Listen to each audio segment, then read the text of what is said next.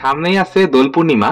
দোল পূর্ণিমা বা হোলি স্পেশাল পর্বে আজকে আমি বহু পুরনো দিনের একটা রেসিপি শেয়ার করব।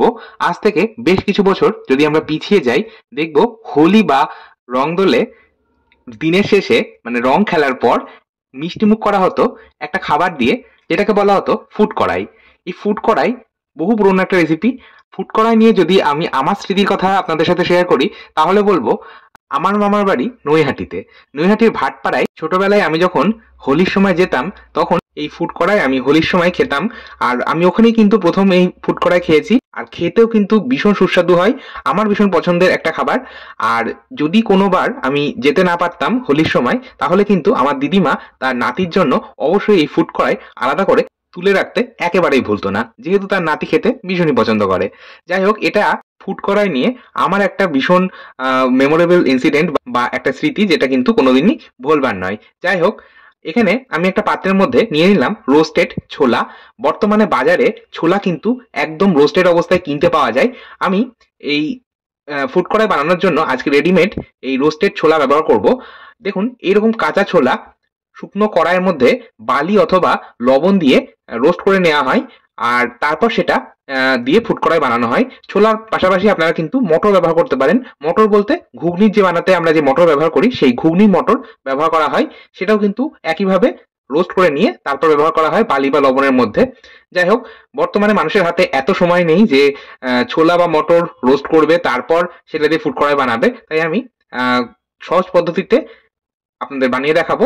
বর্তমানে যেহেতু রোস্টেড ছোলা বাজারে কিনতে পাওয়া যায়, তাই আমি রোস্টেড ছোলা দিয়েই বানাচ্ছি। একটা পাত্রের মধ্যে আমি কাপ মেপে নিয়ে নিলাম 3 কাপ পরিমাণ ছোলা, মানে রোস্টেড ছোলা। আর একটা পাত্রের মধ্যে নিয়ে নিলাম চিনি। আপনারা রোস্টেড ছোলা যা নেবেন তার অর্ধেক পরিমাণ চিনি নেবেন। আমি যেহেতু 3 কাপ রোস্টেড ছোলা নিয়েছি, তাই আমি নিয়েছি 1.5 কাপ চিনি। এবার একটা হামানদিস্তার মধ্যে নিয়ে নিলাম 5 থেকে 6টা মতন ছোট এলাচ। এলাচটাকে আমি থেতো করে নিলাম। এলাচ কিন্তু এতে ব্যবহার না করলেও হয়, শুধুমাত্র রোস্টেড ছোলা আর চিনি দিলেই কিন্তু এই ফুড কড়াই তৈরি হয়ে যায়। খুব অল্প উপকরণে খুব ঝটপট তৈরি হয় এই ফুড কড়াই, আর খেতেও কিন্তু ভীষণ সুন্দর হয়। আমি এলাচের ফ্লেভারটা যেহেতু বেশ পছন্দ করি, সেই জন্যই আমি এলাচ দিচ্ছি।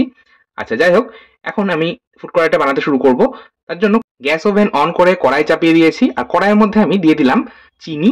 এখানে আমি যে 1.5 কাপ চিনি নিয়েছিলাম, সেই 1.5 কাপ চিনি দিয়ে দিলাম, আর দিয়ে দিয়েছি হাফ কাপের থেকেও একটু কম পরিমাণে, মানে 1/4 কাপ মতন জল। খুব বেশি পরিমাণ জল দেবেন না। এবার একদম হাই ফ্লেমে আমি চিনিটা সম্পূর্ণ জলের মধ্যে গুলে যাওয়া বা মিশে যাওয়া পর্যন্ত অপেক্ষা করব। সম্পূর্ণ মিশে যাওয়ার পর আমি ছোট এলাচের গুঁড়োটা দিয়ে দিলাম, আর গ্যাসের আঁচটাকে হাই ফ্লেমে রেখে জাস্ট 2 থেকে 3 মিনিট একটু বয়েল করব বা ফুটিয়ে নেব, যাতে এই চিনির শিরাটা, দেখুন এরকম একটা চটচটে একটা একতারের শিরা তৈরি হয়। দেখুন, বেশ চটচটে একটা একতারের শিরা তৈরি হয়েছে, আঙুলের মধ্যে নিয়ে আমি দেখিয়ে দিলাম। এখন গ্যাসের ফ্লেমটাকে আমরা বন্ধ করে দেবো, তবে তার আগে ওই রোস্টেড ছোলাটা দিয়ে দেবো। ছোলা ভাজা যখন আপনারা দেবেন চিনি শিরার মধ্যে, তখন কিন্তু গ্যাসের ফ্লেমটাকে একদম বন্ধ করে দেবেন, দিয়ে তারপর অনবরত নাড়াচাড়া করতে হবে। এই রোস্টেড ছোলা যদি বাজার থেকে রেডিমেড কিনে নিয়ে এসে এই ফুড কড়াই বানানো হয়, তাহলে এই ফুড কড়াই বানাতে কিন্তু ম্যাক্সিমাম 5 থেকে 7 মিনিট বা খুব জোর 10 মিনিট সময় লাগবে, তার থেকে বেশি সময় লাগে না। তবে ছোলা বা মটর যদি বাড়িতে আপনারা রোস্ট করতে চান, সেক্ষেত্রে কিন্তু সময়টা একটু বেশি লাগে, কারণ মটর আর ছোলাটা রোস্ট করতে একটু সময় লাগবে। ম্যাক্সিমাম 10 থেকে 12 মিনিট সময় লাগবে, তাই সেক্ষেত্রে সময়টা একটু বেশি লাগবে। আর তাছাড়া কিন্তু এই ফুড কড়াই বানানো কিছুই নয়। যাই হোক, অনবরত নাড়াচাড়া করতে করতে দেখবেন চিনি শিরাটা কিন্তু শুকিয়ে এই রোস্টেড ছোলার সাথে লেগে যাবে। ব্যাস, আমাদের ফুড কড়াই তৈরি। সম্পূর্ণ ঠান্ডা করে নিয়ে তারপর বাড়ির সকলে মিলে খান।